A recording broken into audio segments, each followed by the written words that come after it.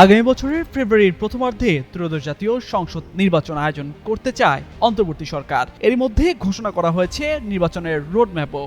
দেশের সার্বিক পরিস্থিতি নিয়ে আয়োজন করা জরুরি বৈঠকেও রাজনৈতিক দলগুলোর কাছে নির্বাচনের বিষয়টি তুলে ধরেন প্রধান উপদেষ্টা ডক্টর মোহাম্মদ ইউনূস। তবে সরকারের সিদ্ধান্তকে বিএনপি স্বাগত জানালেও বেশ কিছু দাবি নিয়ে এখনো অনড় অবস্থানে জামায়াতে ইসলামী, জাতীয় নাগরিক পার্টি সহ বেশ কিছু রাজনৈতিক দল। এর মধ্যে রোববার প্রধান উপদেষ্টার সাথে জরুরি বৈঠকে জামায়াতের নায়েবে আমির সৈয়দ আব্দুল্লাহ মোহাম্মদ তাহের বলেন, একটি নীল নকশার নির্বাচনের দিকে দেশ যাচ্ছে কিনা সে ব্যাপারে জামায়াতের প্রশ্ন তৈরি হয়েছে।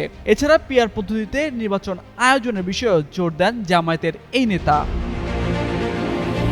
অন্যদিকে সংস্কার ও নতুন সংবিধানের জন্য যদি কোনো নির্বাচন হতে হয় তবে প্রথমেই গণপরিষদ নির্বাচনের দাবি তুলেছে এনসিপি। প্রধান উপদেষ্টার সাথে বৈঠকে এ নিয়ে নিজেদের অবস্থানও জানিয়েছেন দলের নেতারা। এমন পরিস্থিতিতেই আবার উত্তপ্ত রাজনীতির মাঠ। সবশেষ গেল শুক্রবার রাতে আওয়ামী লীগ বিরোধী কর্মসূচিতে জাতীয় পার্টির সাথে গণ অধিকার পরিষদের নেতাকর্মীদের সংঘর্ষ হয়। এক পর্যায়ে সেখানে গুরুতর আহত হন দলের সভাপতি নুরুল হক নূর, যেখানে অভিযোগের তীর আসে আইনশৃঙ্খলা বাহিনীর উপর। এরপরেই দাবি উঠে জাতীয় পার্টির নিষিদ্ধ হওয়ারও।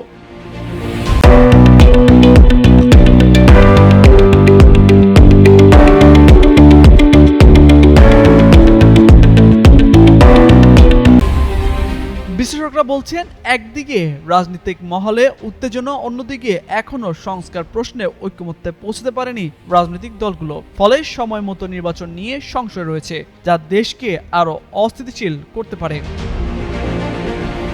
যদিও সরকারের ঘোষিত সময়ে নির্বাচনের দাবিতে অনড় বিএনপিও।